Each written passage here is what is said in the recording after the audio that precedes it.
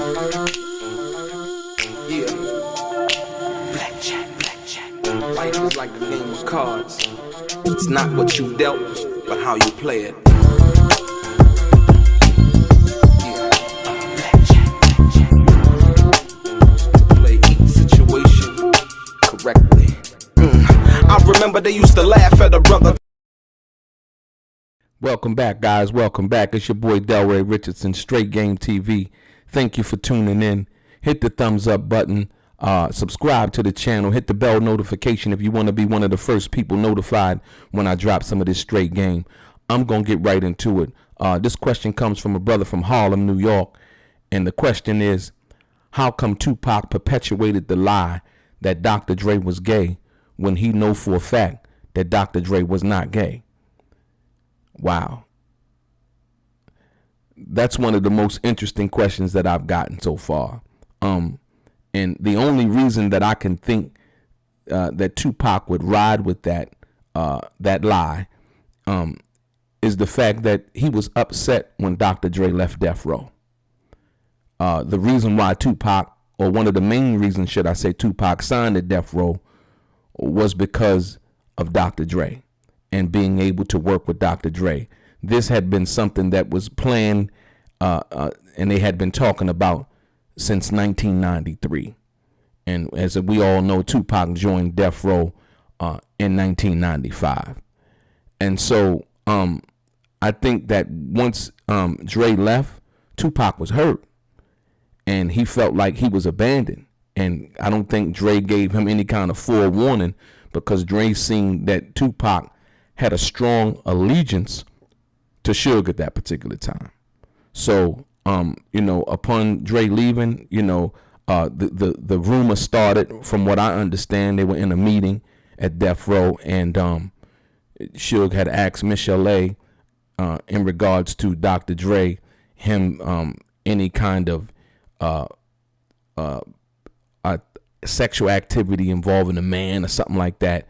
And she said she had called the house one day, and Dre's assistant, Bruce, at the time, had answered the phone. And like I said, I know Bruce and I know Dr. Dre, and I knew that their relationship was a professional relationship. And anything other than that would be pure garbage and speculation. You know what I mean? I know that for a fact. I've been in both of these guys' presence, and both of these guys are nothing but heterosexual, all men. Like I said. And so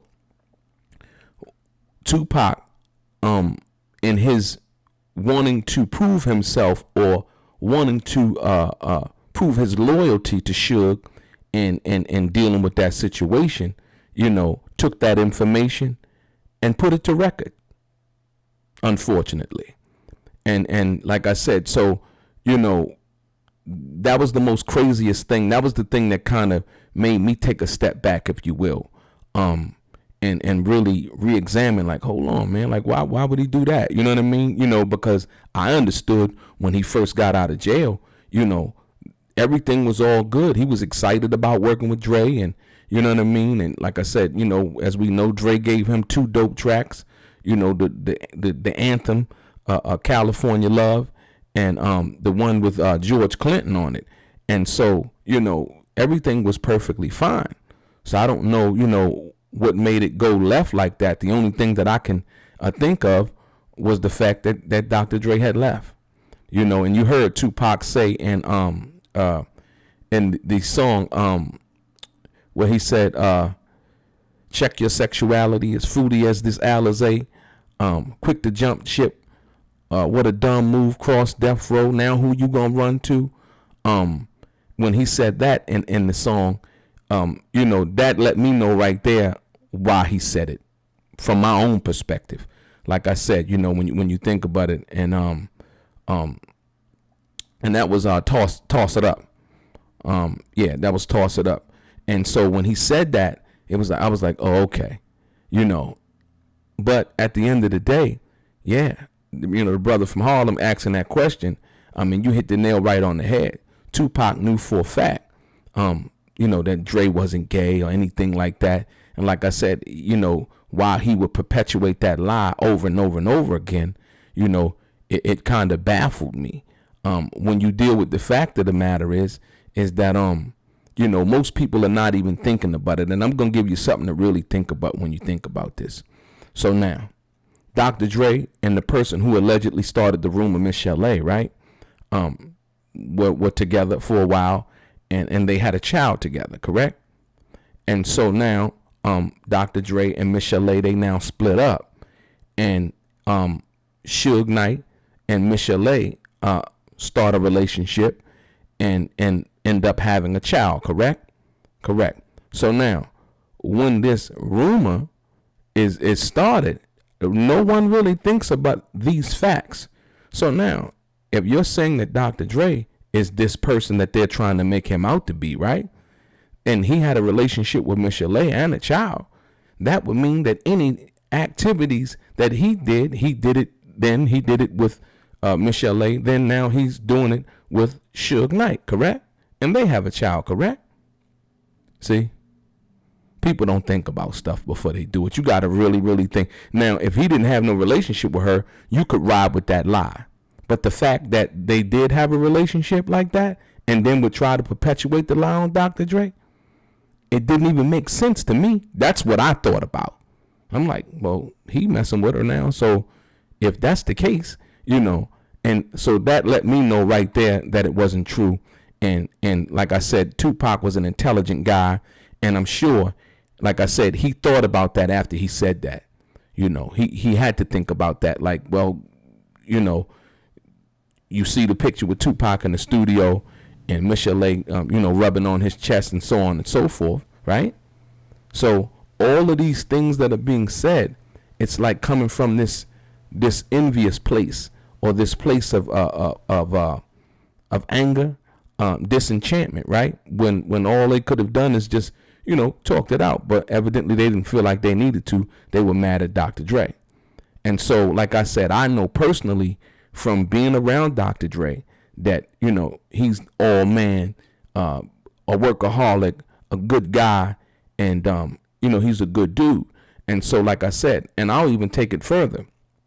We know now, based on the day before yesterday, it was a report that came out. Everybody knows that Dre's been going through this thing with his wife, his ex-wife, who he was actually married to at the time, when these alleged, rumors or whatever started to fester, if you will. And so when you think about that, it was a report in which Dre's ex-wife wants to bring in 3 mistresses that Dre allegedly has children with, or a love child, or something of that nature. And here's the information. And none of these seem to be guys. You understand what I'm saying? This is what I know for a fact.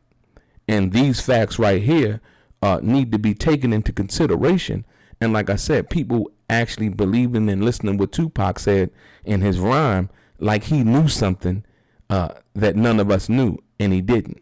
I'm here to tell you that he didn't. He was listening to what was being told to him, and he was basically being hand-fed that, and he would reiterate basically what he was told. And from that perspective, that's why I think a lot of the accusations that Tupac was a follower sometime have come from, although I don't think he really was a follower. I think that he just fell in line what was going on at that particular time. Just like with the East Coast, West Coast thing. And he basically professed that it wasn't really an East Coast, West Coast thing when they were at the MTV Video Music Awards, when him and Snoop was sitting next to each other. He said that the media basically was, hyping this up and making this thing out to be more than what it actually was. So it tells me that he knew a lot of things, and he was just riding the wagon and really just pumping it out there and doing a lot of stuff, what we call now today as trolling. He was doing a lot of trolling, you know what I mean?